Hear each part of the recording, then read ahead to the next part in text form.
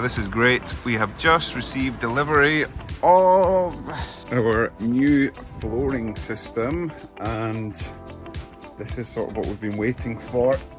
This is our new floating floor. So what happens is we lay this, it's got a 10mm foam underlay.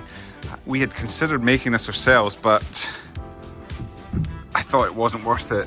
It's essentially carpet underlay stuck to the underside of a 70mm high, including that foam underlay, and 70 by 50mm 2.4 batten. So we will run this. What way will we run it? We're going to run it with the joists, so it'll actually end up going the same way as this existing flooring, and there'll be chipboard on top of that, 12.5mm plasterboard, gyprock drywall, and then there will be 22mm chipboard, tongue and groove flooring.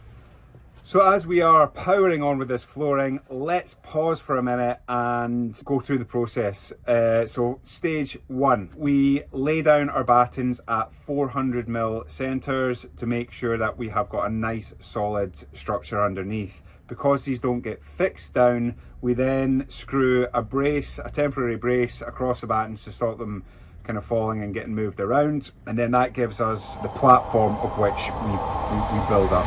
Yeah, so here it is. You get a better idea when you see it all clumped together like this. 70, 50, and then our 10mm acoustic strip carpet underlay. This is us. We are getting set up and ready to start getting these battens down. So these don't actually get screwed at all. They literally just sit here so that you're not bridging across the insulation, which is the whole point, to prevent noise, sound, but vibrations crossing through down into the lower property. And we'll then plasterboard on top of this, insulation in between, chipboard on top again. Right, so this is our floor detail. So our acoustic battens just get laid on the floor. They don't get screwed down at all because it completely defeats the purpose of them. Their whole point is to prevent any bridging for noise traveling through the floor. We then screw plasterboard onto these battens, and then on top of that goes 22mm tongue and groove flooring.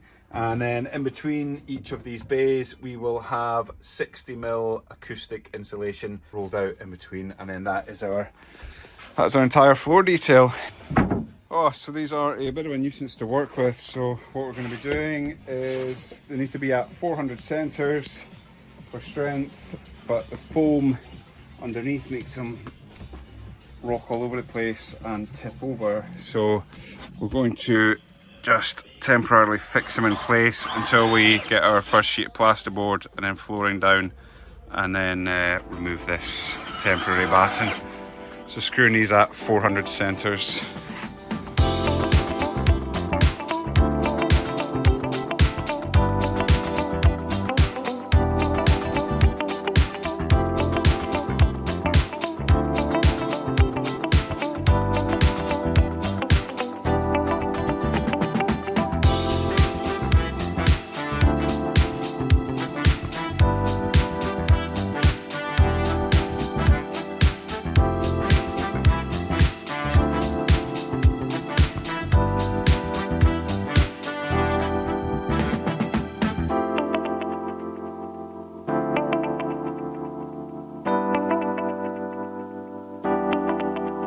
I mean, what a faff this is. Bit of a nuisance, pretty time consuming, but good to be at this stage, to be fair.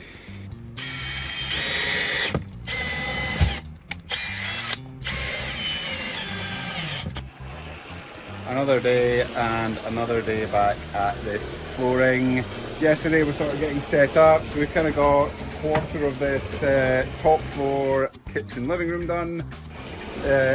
Sort of just finding a bit of a rhythm with it. So to maintain this detail, we're actually cutting the bottoms out of the existing studs so that we can just run this all the way through uninterrupted, which means it's just a better system. So we're hoping to get a bit of a rhythm going now. Actually, we are say working our way under these floors. It all gets done in one big long sheet, so this will go out to this hallway and into what will be bedroom. Cue a time lapse. Let's go.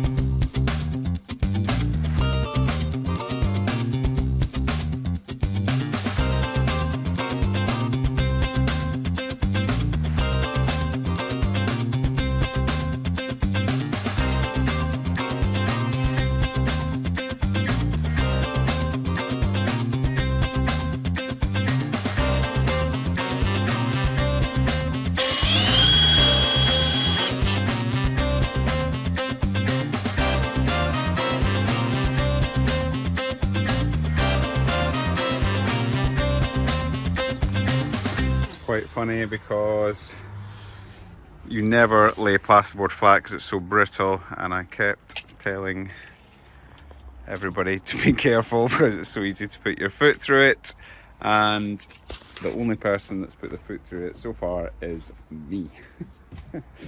I've actually done it about 4 times as well, so the first thing Logan's doing this morning is repairing these, patching in these footholes that I have created.